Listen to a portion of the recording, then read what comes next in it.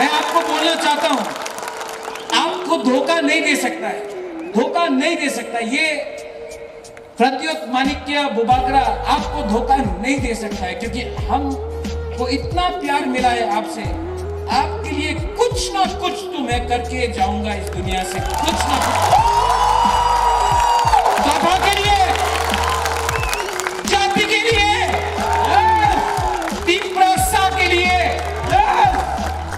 I will die, but I will give something within the Constitution of India for my people. I don't want to be an MP. I don't want to be a minister. I don't want to be the chief minister. I don't want to be an MDC, CM. I don't want anything. मुझे नीर महल नहीं चाहिए, उज्जैन का palace नहीं चाहिए, संपत्ति नहीं चाहिए।